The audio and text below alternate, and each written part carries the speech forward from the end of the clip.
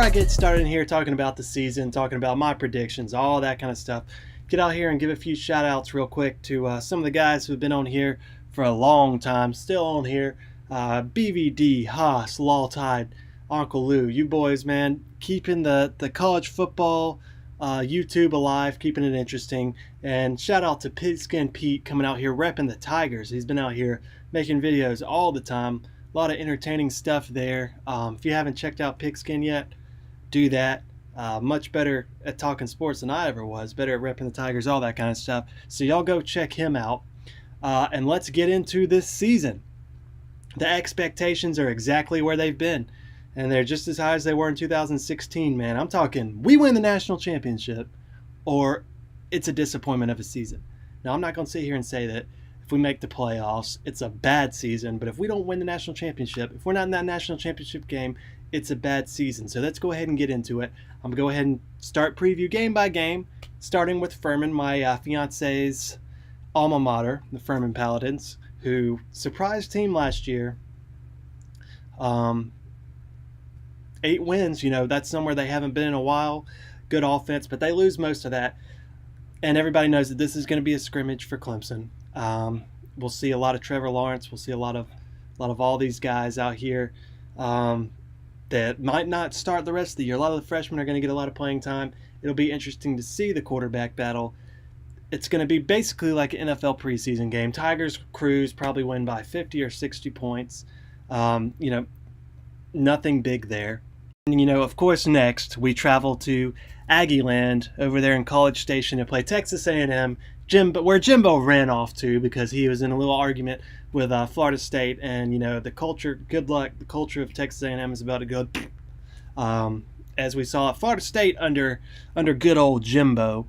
A&M returns not too much on offense. They're going to be a team that's focused on defense. A lot of question marks at quarterback for them.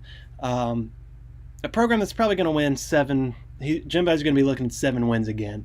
Clemson's going to come in there, and honestly, it wouldn't surprise me if A&M did not score on Clemson's starting defense, which is not a big deal because hardly anybody does.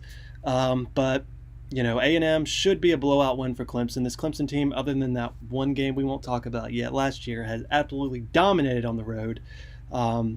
We come out there and play much better on the road than we do at home. Win for Clemson against A&M. And then after that, we have back-to-back games against triple options. Just got to hope that the chop blocks don't take out anybody there. I don't think we have to worry about that too much. We haven't really had many injuries from playing Georgia Tech the last few years. And, man, what we have done to the triple option teams, oh, my Lord. Georgia Tech has been absolutely annihilated by Brent Venables. Brent Venables knows the triple option down to a T, and I pray for Georgia Tech's offense. They do have a lot more experience this year, experienced quarterback coming back. Their offense could be explosive most of the year. It's just not going to do anything against Clemson. Georgia Southern's a train wreck of a program right now. That'll probably be a shutout. And, to this point, we're up to the Syracuse game now. Clemson's undefeated. I highly doubt that a team has scored on our starting defense yet. Syracuse, we remember last year, just an anomaly of a game. Everything that could go wrong did that game. We didn't show up to play. That was just a nightmare of a game. 2 years ago, we have Syracuse at home. We beat them 54-0. That's what's going to happen again this year, if not worse. This team's going to be out looking for revenge, but it'll be over early. I know for a fact Syracuse will not score on our starting defense. It won't happen. After that, on the road at Wake Forest, which is, to some people, a trap game. I don't think we'll have any trouble with Wake. A team that beat A&M in a bowl game in the Belk Bowl last year and has been to a bowl 2 years in a row. But this year, they're going to lose a little bit. I don't see them getting back to a bowl. Tigers cruise easily. Then we have good old NC State. Now, NC State, they give us a game every year, it seems like. Ever since 2014 when we blew them out 41-0, every game has come down to the wire against those guys. They bring their A game against Clemson. And, I expect them to do it this year. It is at home, but it was at home a couple years ago. NC State's defense is absolute garbage this year. They lose pretty much everybody. We should be able to slice through them with our experienced offensive line, running backs, and whoever's starting at quarterback then. Should absolutely go through them. They'll put up a few more points on us than some of the other guys because they do have a lot of offensive power coming back. But other than that, no, Clemson wins. Two touchdowns. I'm going to say NC State keeps it pretty close. We go to good old Tallahassee, a place that before 2016, Clemson had not won in 10 years. But the Florida State fans, they get Willie Taggart, a guy who's unproven at the Power 5 level. You know, he's never competed for national championships or anything like that. And Florida State fans, man, they are extremely arrogant, thinking that they're going to be right back, or at least a good bit of them are. You know, you can have Florida, you can win the Florida State championship, but you're not going to compete for the ACC this year. Clemson's going to roll in, and we'll win by 2 touchdowns. We're too good for you. Florida State loses a lot of its defense. They'll have a solid defense. They've had good recruiting. It's not going to be enough. Clemson's offense will roll past it, and our defense will hold Florida State. Florida State's going to have 2 experienced quarterbacks coming back, so you know they're going to have some experienced leadership in the backfield. Solid running back game with Akers coming back. Florida State's offense will probably put up some points on us, but it's not going to be a lot. You know, nobody's going to score a lot on us, and Clemson's going to shut up the crowd hopefully early. Florida State might be a little less confident if they go in and lose their first game against Virginia Tech. So it'll be interesting to see what happens there. Florida State, this is not your year. You know, we'll see what happens in the future. Taggart's unproven. There's not enough of a bond between this team yet to compete with Clemson. There's not enough coach. You know, we'll see. There's talent there. There's not as much talent as Clemson, but there's talent on Florida State. It's going to be a question mark. It may end up being a classic, but Clemson will come away with this game. And after that, you got Louisville coming to town. Louisville lost a lot. Clemson will win that game, probably similar to the way last year's game went, if not worse. Then we travel to Boston College, which people are saying it's the trap game. It's not really a trap game because most of the country who follows college football knows that Boston College is going to be a good team this year. It would not surprise me if Boston College finished 2nd or 3rd in the division. You know, they were solid last year. It'll be interesting to see. I see them having a very successful year. I see Clemson, they might keep that one within 2 touchdowns. Clemson's still going to win, though. So that, not really a trap game. Duke the next week. Duke is the ultimate trap game, I think, for us. Because Duke, Boston College will know about. We played it on the road. Boston College will know about. Duke, you've got South Carolina the next week. The ACC championship coming right after that. And, Duke's sitting here historically a bad program. But, I mean, they've been solid the last few years under Cutcliffe. They come in here, and, I mean, we have the talent to absolutely blow them out of the water, but that is the one game that I will say is a trap game. Still say Clemson's going to win. Hopefully blow them out of the water. All right, then we do have that game against South Carolina, the Palmetto Bowl, and the game after that, which has been absolutely dominated by Clemson lately. South Carolina, another one of those programs where the fans are a lot more confident than they should be for this year. I do see South Carolina winning probably 8 or 9 games this year. Their schedule is, outside of Clemson and Georgia, there's not a half-decent team on their schedule. And they went very weak out of conference again this year. You look at last year's South Carolina team, man, they're going to say, oh, we won 9 games, da-da-da-da-da, and it really is, they were so close to being a 4 or 5 win team last year. They barely escaped a bunch of absolutely horrible teams.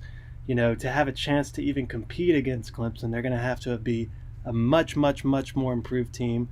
They haven't scored a point on our starting defense in years. So the confidence, it's going to take a few years for them to get anywhere near Clemson's level. Crazy upsets can happen. But South Carolina does not have the talent, does not have the coaching staff to compete. Had they gone out there and blown out those bad teams they played last year, I'd have a little more faith in them. They looked bad against a bunch of bad teams. They found ways to win them, but it's not an extremely talented team. It's a team that should be happy with a Belk Bowl-esque type of game, Outback Bowl, Belk Bowl, something like that. But against Clemson, you're not going to score on our starting D again. It's just not going to happen, especially with with who you got at quarterback back there, man. We love Jake Bentley. So Clemson's going to roll South Carolina again and sets up for the ACC championship against either Miami or Virginia Tech. Honestly, those are the two, and I can't decide which one of those I think. Miami hasn't had any staying power. Virginia Tech, they've had a rough offseason. I think that they're talented. Miami's obviously talented. I do like Mark Richt. Um, I will go ahead and say it's going to be Miami we play. I think that it'll be a more competitive game than it was last year when we played Miami. I do think Clemson will roll. Our offense always explodes, man. Our offense always explodes in the ACC championship game. We're going to be 13-0 after this game, looking at probably a number 1 seed in the college football playoff again. And as far as the playoffs go this year, I've had a little bit of trouble trying to, have my picks in. Clemson and Alabama. As much as I don't want to see Alabama get there again and continue their success, I want to see somebody different. They're going to be back, and at the same time, it is okay if we can get back there and beat them again. Split that 2-2 series. That's a real rivalry that's starting there. But after Clemson and Alabama, I don't think Georgia's going to get back. I see them losing in the SEC championship to Alabama, and possibly another one, possibly a Auburn or somebody like that. Washington, I do believe Washington has the talent to get there. I do believe they do, but I don't trust them enough. I'm going to say Oklahoma, with the transition, they're still going to find a way. They have the talent. They're going to run the Big 12 again. I'm going to say Oklahoma's going to get there, and I'm going to say Wisconsin's going to get there. Wisconsin's been close before. They get it done this year. They get there. Alabama, Clemson, Oklahoma, Wisconsin. That is my college football playoff prediction with a Clemson-Alabama national championship again. Alabama is going to be another talented team, of course. They're never not a talented team. I do think Clemson, Alabama meet in the national championship game this year. It's going to be a classic again, unlike last year. Last year, without those 2 interceptions, it goes probably down to the wire. Alabama dominated the offense outside of that, but Clemson's defense also dominated Alabama's offense. And they got, I believe, both interceptions led to touchdowns. One of them was a touchdown for Alabama. So, you're looking at no interceptions. That's like a 10-6 game going down the stretch. So, I think it could be another classic game. Clemson wins, though, man. This is our year. I feel it. This team's hungry with so much we returned, so much we have coming back. The quarterback situation, whoever we go with, Kelly Bryant is an improved quarterback this year. We're hearing nothing but improved out of them. And he was a good quarterback, would have started just about everywhere in the country last year. We just cannot play conservative. We'd get up by 2 touchdowns, take all the starters out on offense and defense, and just cruise in the second half and just win by about 2 touchdowns. We're going to have to be more dominant this year. We're going to have to be a higher scoring team, not play conservative. We're going to have to be out for blood. I want to see like a 2013 Florida State-esque type of performance from these Tigers. Running back, man, we will have top 3 running back unit in the country.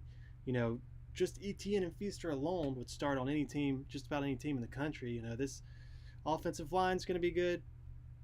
What's happening with the defense. All that stuff we returned. All those players, defensive line. Secondary will be solid. The linebacker unit is the suspect unit, but we're going to have enough to make up for that, man. I'm just so pumped for this season. So pumped to see us go 15-0. First team to be 15-0 is going to be the Clemson Tigers, and it's going to be this year.